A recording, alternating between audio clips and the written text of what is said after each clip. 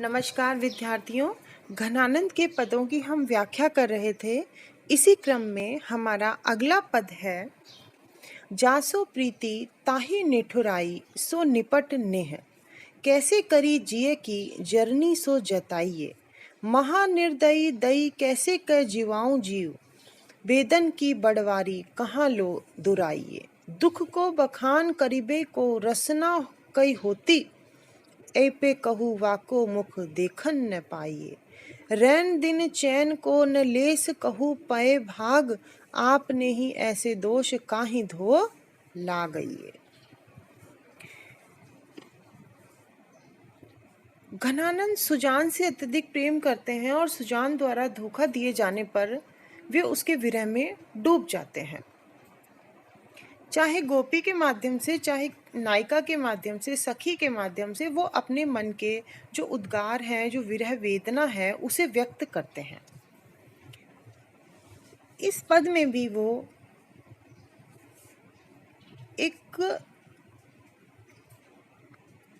गोपी की या हम कहें नायिका की विरह स्थिति का चित्रण कर रहे हैं। जासो प्रीति ताहि निठुराई सो निपट नेह।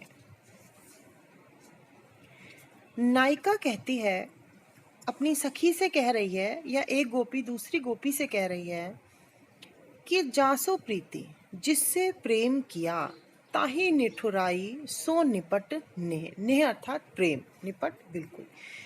जिससे प्रेम किया वह तो प्रेम के प्रति बिल्कुल ही निष्ठुर निकल गया। कैसे करी जिए की जरनी सो जताइए। अब जब मेरा प्रियतम निष्ठुर है, वो प्रेम की बात ही नहीं सुनना चाहता है, तो उसे कैसे मैं जी अर्थात हृदय की जरनी, जलन, हृदय की जो मेरी जलन है, जो मेरी पीड़ा है, जो दुख है, वेदना है, उसे मैं कैसे बताऊं। जताइए अर्थात बताना, क्योंकि वो तो निष्ठुर है, वो प्रेम की बात ही नहीं सुनता है, तो फिर मैं उसे अपने हृदय की जो वेदना है, पीड़ा है, वो मैं उसे कैसे बताऊं। महान निर्दयी, वह महान निर्दयी अर्थात बहुत बड़ा निर्दयी है।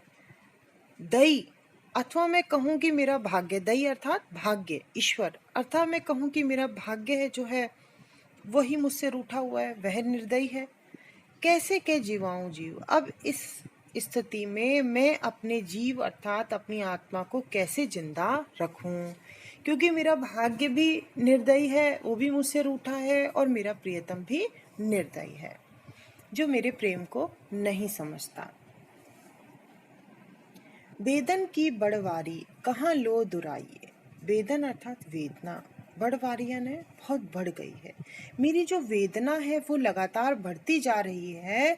अब मैं उसे दुराइए अर्थात छिपाना, मैं उसे कैसे छिपा सकती हूँ, क्योंकि वो तो बहुत ज़्यादा बढ़ गई है।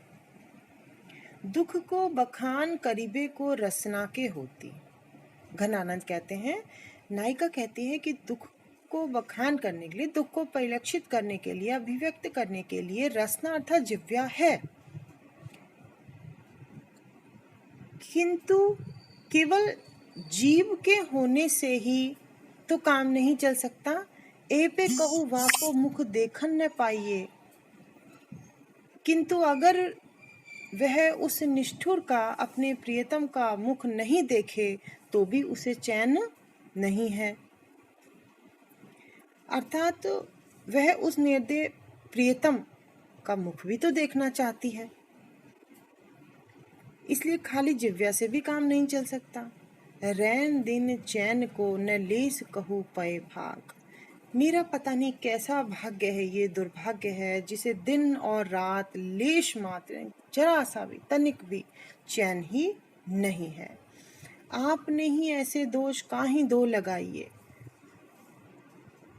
और ये पूरा जो दोष है वो तो घनानंद कहते हैं नायक का है, नायिका कहती है प्रियतम का है, गोपी कहती है श्री कृष्ण का है, जिसको भी लेकर के हम ये व्याख्या कर रहे हैं।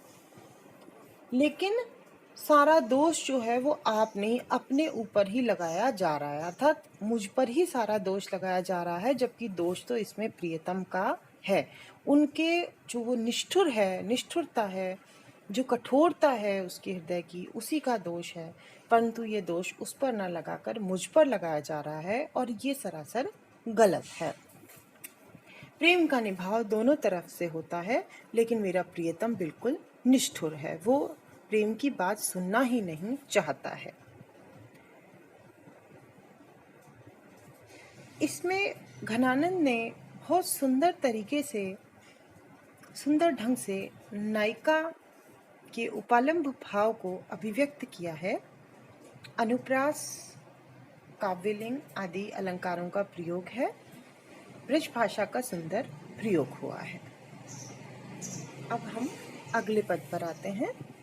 भोर ते सांझ लो कानन और निहारती, बावरी नेकु ने हारती। सांझ ते भोर लो तारनी ताकिबो, तारनी सो इक तार ने टारती।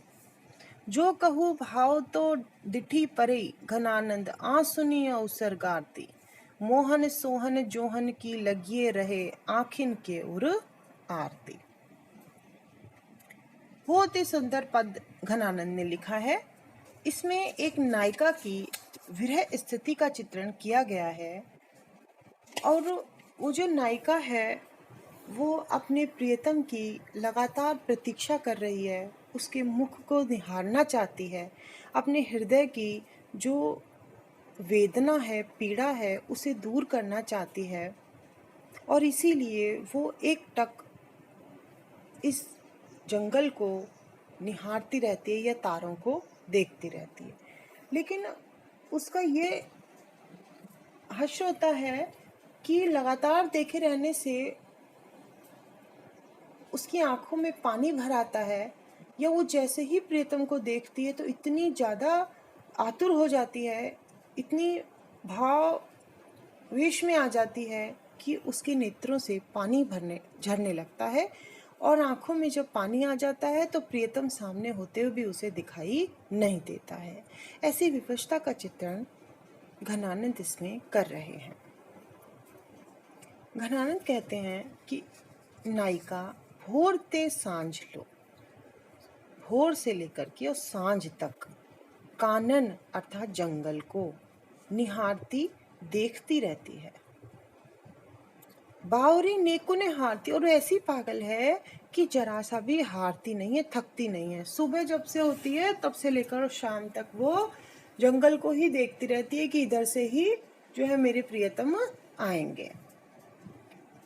सांझ ते भोर लो तारनी ताकिबो, और फिर जब सांझ हो जाती है तो संध्या से लेकर के और सवेरे तक तारनी तारों को ताकिबो देखती रहती है। तारनी अर्थात आंख की पुतलियां, सो एक तार ने टारती, एक पल के लिए भी नहीं टलती हैं।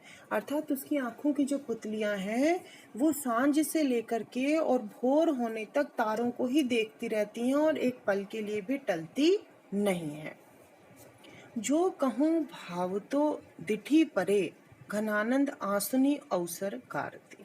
घनानंद कहते हैं कि यदि नायिका को उसका भावता था चहेता प्रियतम दिठी दिखाई दे जाता है तो आंसुनी अवसर गारती, तो उसकी आंखों में इतने आंसू आ जाते हैं, ऐसे आंसू बहने लगते हैं कि वो उस अवसर को गारती यानी गवा देती है।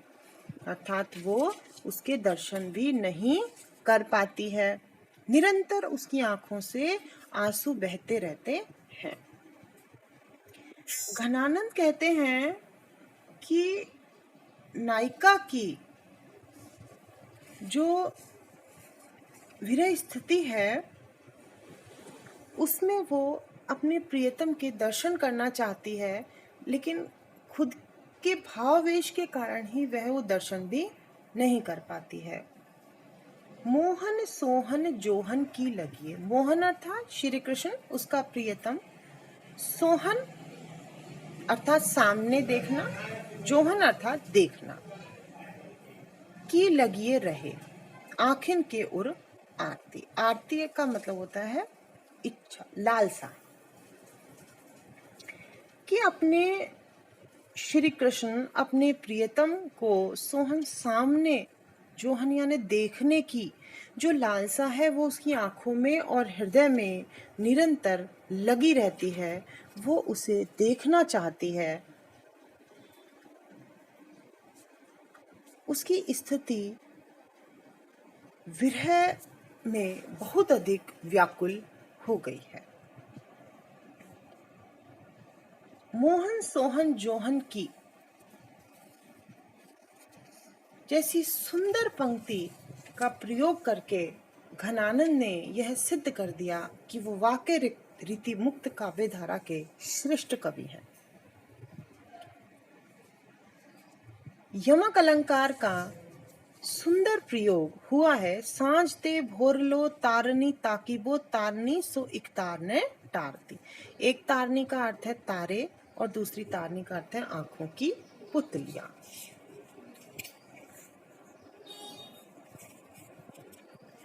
ब्रज भाषा का सुंदर प्रयोग है। भोर, सांझ, कानन जैसे कोमल शब्दों का प्रयोग हुआ है, क्योंकि यहाँ प्रेम का, विरह का, हृदय की वेदना का चित्रण किया जा रहा है। इसीलिए ऐसे कोमल शब्दों का प्रयोग होना यहाँ आवश्यक था। और ऐसे कोमल शब्दों का प्रयोग करके हृदय की भावनाओं को अभिव्यक्ति देना, ये घनानंद की अपनी विशेषता है। और घनानंद ने जो कहू भाव तो दिठी परे घनानंद आंसुनी ओसर गारती पंक्ति के माध्यम से नायिका के प्रेम की पराकाष्ठा का चित्रण किया है कि वो नायक को सामने देख भी लेती है लेकिन फिर भी नहीं देख पाती है। इतनी प्रेम विहलता, इतना दुख, इतनी पीड़ा, इतनी वेदना, इतना प्रेम उसके हृदय में है कि वो उसकी आंखों में आंसू बन करके भर जाता है। वाकई घनानंद प्रेम के पीर के कवि हैं। धन्यवाद।